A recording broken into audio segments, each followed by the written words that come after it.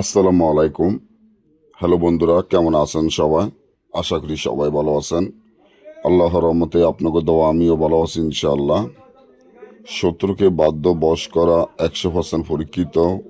যে আমলটি আপনাদের মাধ্যমে নিয়ে উপস্থিত হলাম, আমলটি দেখে আপনারা বুঝতে পারতেছেন এই আমলের মাধ্যমে শত্রুকে বাধ্য বশ করতে পারবেন, 100% পরীক্ষিত। আপনার যদি এমন হয় যে আপনার শত্রু আপনার বাধ্য বসে নাই, আপনার শত্রু সবসময় আপনার সাথে খারাপ আচরণ ব্যবহার করে, আপনাকে পাত্তা না দেয় বা আপনাকে দেখলে মাথা গরম হয়ে যায়, এখন এই শত্রুর হাত থেকে কিভাবে রক্ষা পাবেন, কিভাবে শত্রুকে বাধ্য বশ করবেন? কারণ শত্রু নেই এমন কোনো মানুষ নাই। আর শত্রু দিনের পর দিন, মাসের পর মাস, একটার পর একটা আপনার ক্ষতি করেই থাকে।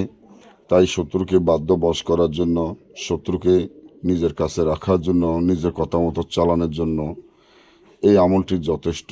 যদি আপনার এমন হয় আপনার শত্রু আপনার জাগা জমিন জোর জুলুম করে খায়, অন্যায় অত্যাচার করে বা আপনার নামে মামলা মোকম করে থাকে, মামলা দিয়ে থাকে, আপনি যদি জেলে থাকেন, হয়তো বা এলাকা ছাড়া করেন, বা আপনি যদি চান যে আপনার শত্রুকে বাধ্য বশ করে আপনার কথা মতো চালাবেন, অনেক জায়গায় অনেক তান্ত্রিক কবিরাজের টাকা পয়সা দিয়েও আপনার কাজটি সফলতা হয়নি, তাহলে এখনই আমার এই চ্যানেলটি সাবস্ক্রাইব করেন, লাইক করেন, আপনাদের বন্ধুদের সাথে ফেসবুকে শেয়ার করেন সর্বপ্রথম ভিডিও ছাড়লে আপনারা পাওয়ার জন্য।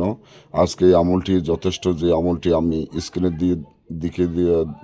দিয়ে দিলাম।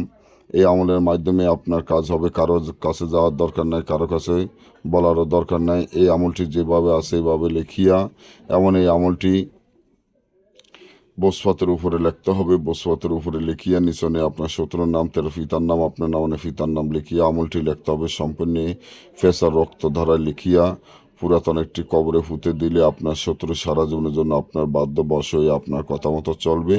আর যদি না বোঝেন বা আমাদের থেকে দেশে এবং দেশের বাইরে থেকে সরাসরি মোবাইলে যোগাযোগের মাধ্যমে কাজ করাতে চান, স্ক্রিনে দেওয়া নাম্বারে যোগাযোগ করবেন। যারা সরাসরি আসতে চান তারা সরাসরি চলে আসবেন।